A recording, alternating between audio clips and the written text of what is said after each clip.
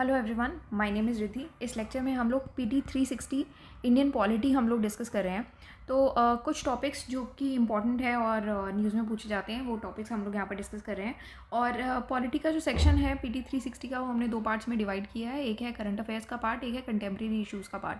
Contemporary issues में mostly static topics वगैरह आते हैं जो हर साल आते हैं, रिपीट होते हैं, तो वो हम लोग अलग से कवर करेंगे। स्टैटिक टॉपिक्स मैंने आपको लेक्चर की स्टार्टिंग में बताया था, तो जिन लोगों ने पहले वाले लेक्चर्स नहीं देखे हैं वो प्लीज़ देख लें, और भी न्यूज़ कवर हो जाएगी। और करंट अफेयर्स तो हम लोग यहाँ पर कवर कर रहे हैं, और पिछले 5 साल के करंट अफेयर्स हम लोग पीटी 360 पॉलिटी में हम लोग कवर करेंगे। तो सबसे पहला टॉपिक है एंटी डिफेक्शन लॉ। तो लेजिस्लेचर के हम अब टॉपिक्स पढ़ रहे हैं। इससे पहले हमने कॉन्स्टिट्यूशनल इश्यूज़ पढ़े थे, तो अब वो कंप्लीट हो चुका है। उससे पहले पहला टॉपिक था वो सेंटर स्टेट रिलेशंस का था, वो भी कंप्लीट हो चुका है। लेजिस्लेचर में कौन कौन से टॉपिक्स आए हैं वो देख रहे हैं। इसमें से पहला टॉपिक है एंटी डिफेक्शन लॉ। अब एंटी डिफेक्शन लॉ में अगर मैं आपको नॉर्मली बता दूं कि ये होता क्या है एक लेमन लैंग्वेज में, तो एंटी डिफेक्शन लॉ बेसिकली जो इंडिविजुअल मेंबर ऑफ पार्लियामेंट होते हैं या फिर एमएलएज होते हैं, उनके लिए एक काइंड ऑफ पनिशमेंट है कि जब एमएलएज या एमपी जो है वो एक पार्टी को छोड़ देते हैं दूसरी पार्टी के लिए, तो वो एंटी डिफेक्शन लॉ होता है। तो ये बेसिकली 10th शेड्यूल से लाया गया था। 10th शेड्यूल आया था 52nd अमेंडमेंट एक्ट 1985 के थ्रू ये आया था। ठीक है, अब ये न्यूज़ में क्यों रहा है? सुप्रीम कोर्ट ने बेसिकली पार्लियामेंट को कहा कि जब भी आप कॉन्स्टिट्यूशन जब भी आप एंटी डिफेक्शन लॉ के बारे में बात करते हो, तो आप बेसिकली ये कहते हो कि लेजिस्लेटिव असेंबली के जो स्पीकर हैं उनके पास आप पावर देते हो ये एंटी डिफेक्शन लॉ को रेफ़र करने की। तो ये तो गलत चीज़ हो गई ना, क्योंकि जो स्पीकर है वो ऑलरेडी एक पॉलिटिकल पार्टी से एसोसिएटेड होते हैं, तो वो ये डिसीजन कैसे ले सकते हैं? तो सुप्रीम कोर्ट ने पार्लियामेंट को कहा कि आप कॉन्स्टिट्यूशन को अमेंड करो, ताकि लेजिस्लेटिव असेंबली के जो स्पीकर्स हैं उनके पास एक्सक्लूसिवली ये पावर नहीं होनी चाहिए कि वो ये डिस्क्वालिफिकेशन का जो मैटर है एंटी डिफेक्शन लॉ में, उस चीज़ पर ये डिसाइड कर पाएँ। तो ये टॉपिक इस वजह से ये न्यूज़ में रहा है। अब यहाँ पर मैं आपको थोड़ा सा ये बता देती हूँ कि जो प्रिजाइडिंग ऑफिसर हैं, कि जो लेजिस्लेटिव असेंबली के स्पीकर हैं या फिर चेयरमैन है राज्यसभा, तो ये इन लोगों के पास पावर क्या होती है? तो इन लोगों के पास कुछ पावर्स जो एंटी डिफेक्शन लॉ के अंडर नहीं होती, वो ये हैं कि एक पर्सन कितने टाइम के लिए डिस्क्वालीफाइड रहेगा, वो डिसाइड करने की पावर, ठीक है, वो नहीं होती इनके पास, प्रिजाइडिंग ऑफिसर के पास। ठीक है, अब साथ में दूसरे किसी भी पर्सन को इलेक्शन कंटेस्ट करने से बाहर करने की पावर, कि भाई वो लड़ ही नहीं पाएगा इलेक्शन, वो पावर भी नहीं होती प्रिजाइडिंग ऑफिसर के पास। साथ में जो डिसीजन होता है प्रिजाइडिंग ऑफिसर के पास का, वो it is subject to judicial review, मतलब कि आप जुडिशियल रिव्यू के अंडर आता है कि अगर डिसीजन ले लिया है प्रिजाइडिंग ऑफिसर ने, अगर किसी को लगता है डिसीजन ठीक नहीं लिया गया है, तो वो जुडिशरी में भी वो डिसीजन लेके जा सकता है। ठीक है, अब नेक्स्ट चीज़ है लीडर ऑफ ऑपोजिशन। ये टॉपिक न्यूज़ में इसलिए रहा है कि रिसेंट जो लोकसभा इलेक्शन हुए थे उसमें कोई भी पॉलिटिकल पार्टी को 10% स्ट्रेंथ मिली ही नहीं कि वो लीडर ऑफ ऑपोजिशन बन पाए। तो बेसिकली अगर आपको लीडर ऑफ ऑपोजिशन बनना है तो आपको एटलीस्ट 10% स्ट्रेंथ तो चाहिए ही है, वो मिनिमम रिक्वायरमेंट है। तो अब हुआ क्या कि लोकसभा इलेक्शन में ये कोई भी पॉलिटिकल पार्टी ये मिनिमम स्ट्रेंथ अचीव कर ही नहीं पाई। तो अब लीडर ऑफ ऑपोजिशन पोस्ट जो है इस वजह से न्यूज़ में रही है। तो होता क्या है बता देती हूँ। एक स्टैट्यूटरी पोस्ट है ये, जो कि अपनी सैलरीज और अलाउंसेस जो है leader of opposition in parliament act 1977 से लेती है। अब ये जो एक्ट है ये लीडर ऑफ ऑपोजिशन को ऐसे डिफाइन करता है कि जो भी ऑपोजिशन पार्टी की जो लार्जेस्ट ऑपोजिशन पार्टी है उसका जो लीडर होगा उसको लीडर ऑफ ऑपोजिशन माना जाता है। बट अगर मान लो कि 110 स्ट्रेंथ एक पर्सन कोई भी पार्टी अचीव कर ही नहीं पाई, ठीक है, तो उसमें स्पीकर या फिर चेयरमैन जो है वो किसी भी पार्टी को लीडर ऑफ ऑपोजिशन नहीं रिकॉग्नाइज करेंगे। ठीक है, तो कोई भी लीडर ऑफ ऑपोजिशन पार्टी किसी को भी ऐसे रिकॉग्नाइज नहीं किया जाएगा कि लार्जेस्ट ऑपोजिशन पार्टी नहीं है वो। क्यों नहीं है? क्योंकि 110 स्ट्रेंथ आपकी मिनिमम रिक्वायरमेंट है, वो उन्होंने अचीव ही नहीं की। नेक्स्ट टॉपिक आता है आपका इम्पीचमेंट ऑफ यूएस प्रेसिडेंट का टॉपिक हमने पढ़ा था ऑलरेडी, स्टैटिक टॉपिक में हमने कवर किया था। प्रेसिडेंट टॉपिक काफ़ी इंपॉर्टेंट भी है, काफ़ी चीज़ें हैं उसमें जो नोट करने वाली हैं और एग्जाम पॉइंट ऑफ व्यू से भी इंपॉर्टेंट है, स्पेशली प्रेसिडेंट और गवर्नर को जब हम पढ़ते हैं, और हमने प्रेसिडेंट और गवर्नर को साथ ही में पढ़ा है। ठीक है, और जब क्वेश्चन भी पूछता है तो इसी तरीके से कंफ्यूज करके भी प्रीलिम्स में काफ़ी बार पूछा जा सकता है कि जा भी चुका और जा सकता है कि गवर्नर और प्रेसिडेंट की पावर्स में, क्योंकि ज़्यादा अंतर नहीं है दोनों में। अब एक बस सेंट्रल लेवल पे, एक स्टेट लेवल पे है, और भी छोटे छोटे पॉइंट्स हैं वो हमने डिस्कस किए हैं, तो जिसने नहीं देखा वो लेक्चर्स भी देख सकते हैं। अब यूएस प्रेसिडेंट की अगर मैं इम्पीचमेंट की बात करती हूँ तो डोनाल्ड ट्रंप जो है वो 3rd प्रेसिडेंट बने थे यूएसए के, जिनको इम्पीच किया गया। बट सिंस वो सेनेट से के पास से छूट गए थे तो इसलिए वो रिमूव नहीं किए गए थे। ठीक है, अब यहाँ पर प्रेसिडेंट ऑफ इंडिया के इम्पीचमेंट में और प्रेसिडेंट ऑफ यूएस के इम्पीचमेंट में क्या अंतर है ये हम देख लेंगे, डिफरेंस क्या है। अब अगर हम प्रेसिडेंट ऑफ इंडिया के इम्पीचमेंट की बात करते हैं, आर्टिकल 61 के अंडर ये आता है। ये क्यों होता है? अगर कॉन्स्टिट्यूशन वायलेट करते हैं तो प्रेसिडेंट जो है वो इम्पीच किए जाते हैं। यहाँ पर जो रीज़न है यूएस के प्रेसिडेंट के इम्पीच होने का, वो है या तो ट्रीजन हो गया, राजद्रोह, या ब्राइबरी हो गया, या और कोई क्राइम किए हैं, कुछ हायर लेवल के क्राइम किए, या फिर मिसडिमीनर मतलब कि दुर्व्यवहार। ठीक है, अब इंडिया के प्रेसिडेंट के लिए अगर इम्पीच करना हो तो कोई भी दोनों में से कोई भी हाउस ऑफ पार्लियामेंट वो इनिशिएट करेगा। ये पूरा इम्पीचमेंट का प्रोसेस जो है वो स्टार्ट करने का कोई भी हाउस ऑफ पार्लियामेंट इनिशिएट कर सकता है, और उसी हाउस के 1/4 मेंबर्स के द्वारा वो रेजोल्यूशन साइन होना चाहिए। अब ये जो इम्पीचमेंट रेजोल्यूशन है इसको 2/3 मेजॉरिटी से पास भी होना चाहिए।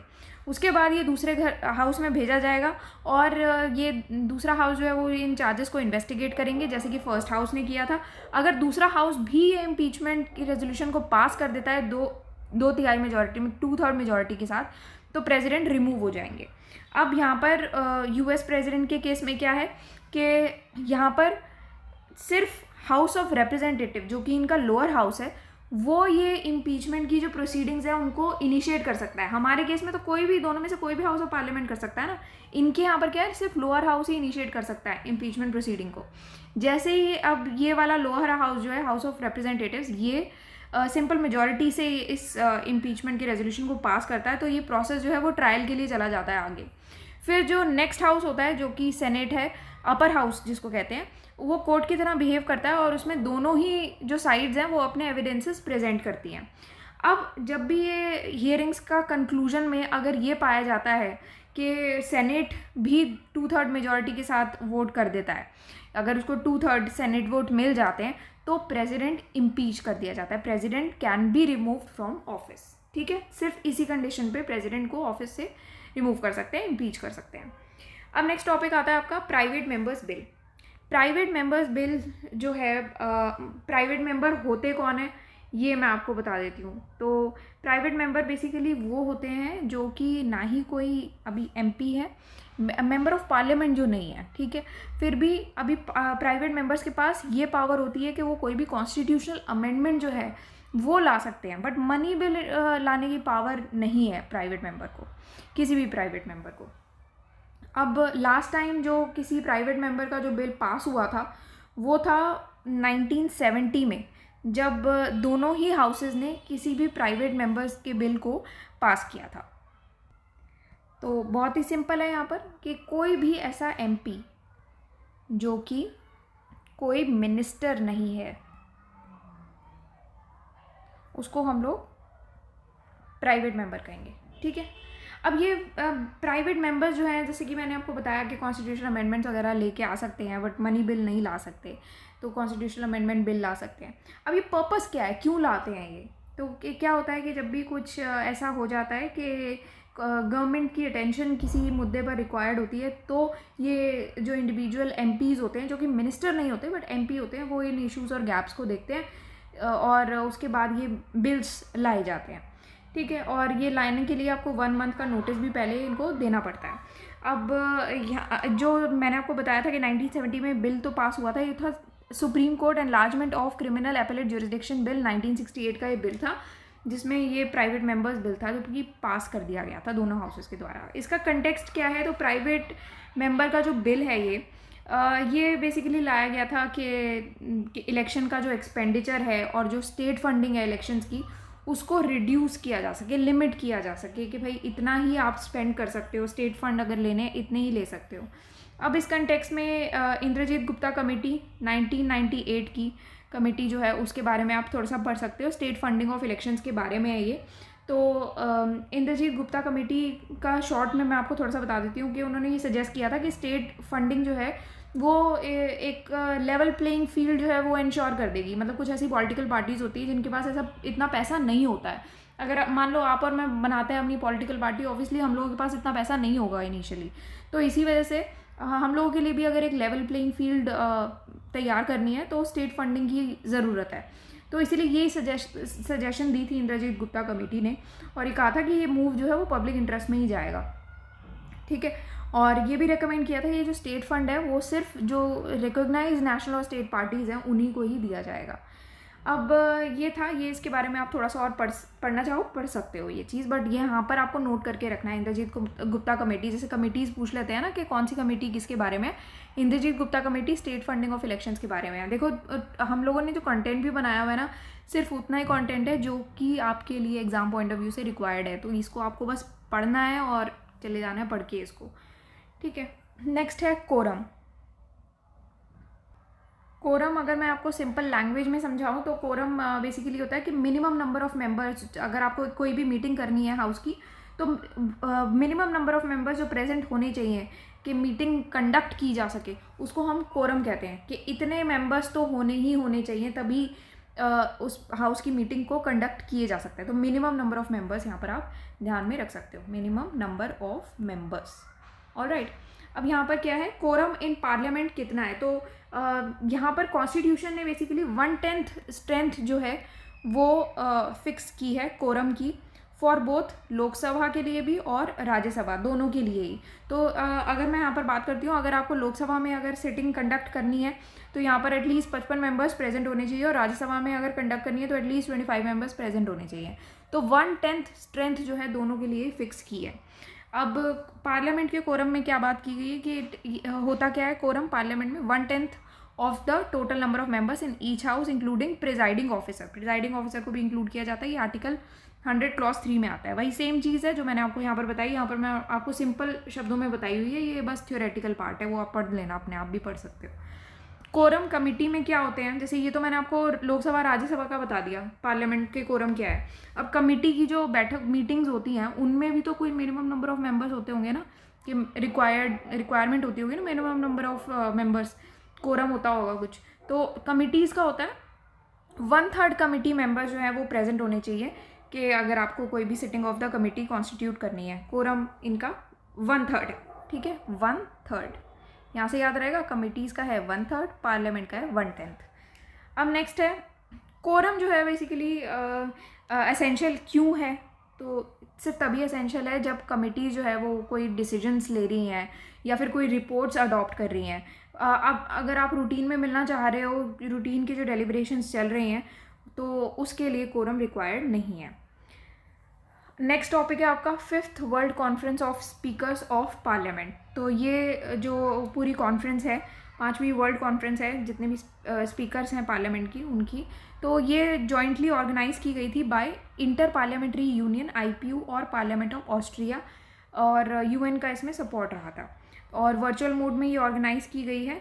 IPU क्या है, तो यहाँ पर इंटर पार्लियामेंट्री यूनियन, ये 1889 में इस्टेब्लिश की गई थी as international organization of parliaments. ठीक है, पार्लियामेंट्स का इंटरनेशनल ऑर्गेनाइजेशन के हिसाब से ये ऑर्गेनाइज की गई थी 1889 में, और जितने भी पार्लियामेंट्स हैं पूरी कंट्री के, उनमें कोऑर्डिनेशन वगैरह चलता रहे, उस चीज़ के लिए ये लाई गई थी। तो आज के लिए हम लोग इतना ही पढ़ेंगे।